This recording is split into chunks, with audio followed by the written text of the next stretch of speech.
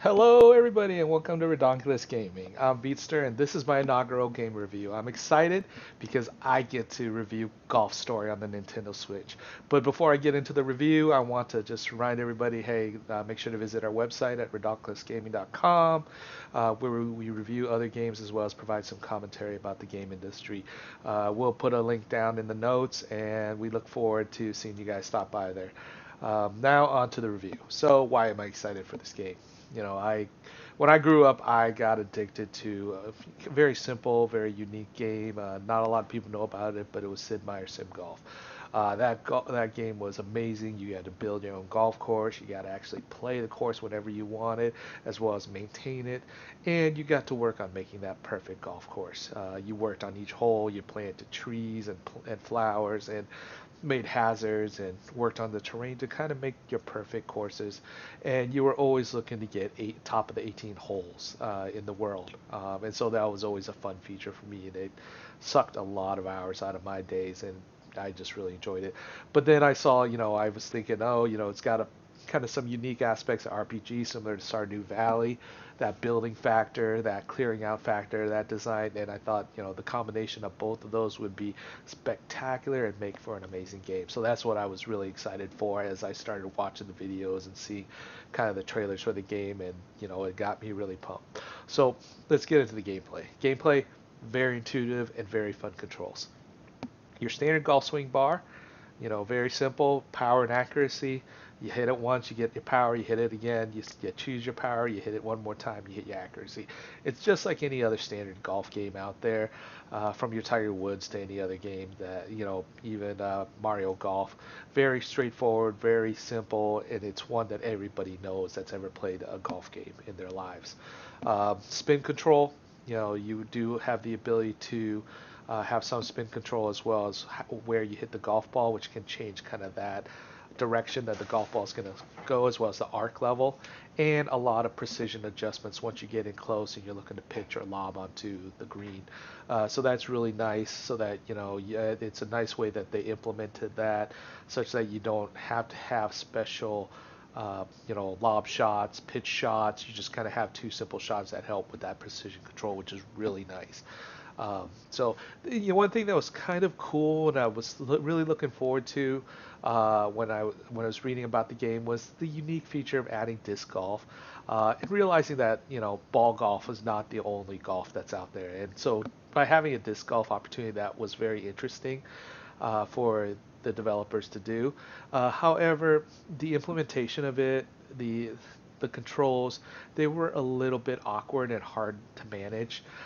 The control for power, you either had it on or you had it off. It was really hard to get it anywhere in between.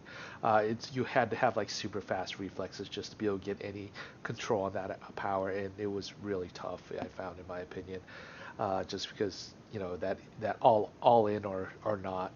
Controls of the disc were also a little bit weird. Sometimes you would want to go left, but when you move the stick thinking you were going to go left, you went right. And sometimes when you like move the stick going down, you'd go up, and so that was always a big challenge for me. It took me a little time to do some of the challenges, disc golf challenges, but maybe over time as I play a little bit more disc golf and I get used to it, potentially it might be a better, it might get better. But on the initial feel, it felt really awkward and didn't make a lot of sense when I was playing the disc golf part of it. The biggest frustration I did have with the controls, though, was that the game has your golf club selection, as well as your angle attack on the same analog stick. So when I was trying to aim my ball where I wanted to hit it, every so often I would accidentally shift club, or when I was trying to decrease the distance, I would accidentally shift club. Likewise, when I was trying to change club, sometimes I would accidentally move my angle attack, and so that was a little frustrating to me. They could have put them in a different place, like club selection, like any standard game on the L and R buttons on your controller, or potentially just use another kind of mechanic to do that. So that's kind of the only gripe I've had about this game so far. Character levels they've done were quite simple, but yet ingenious. You had power, and then on below that you had purity, strike, ability, and spin.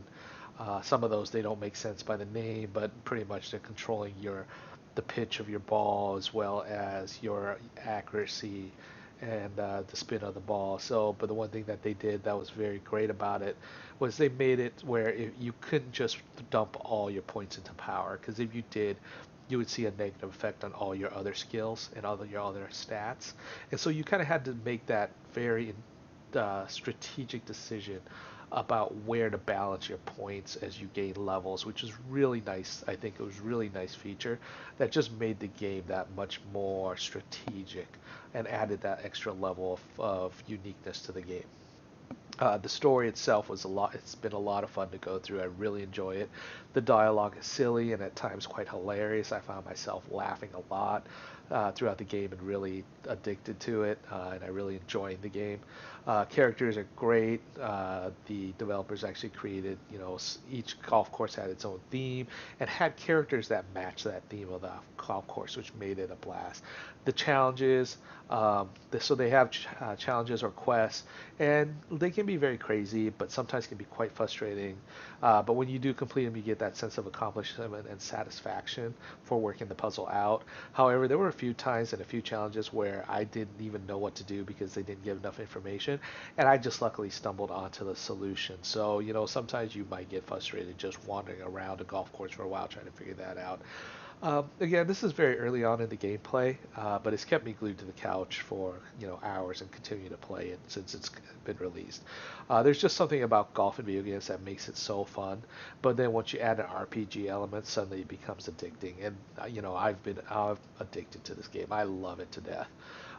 Again, so that's kind of my review. Hope you guys enjoy it. Thank you for watching this review, and make sure to come back and check out more reviews for the Switch from either myself or Redonk56.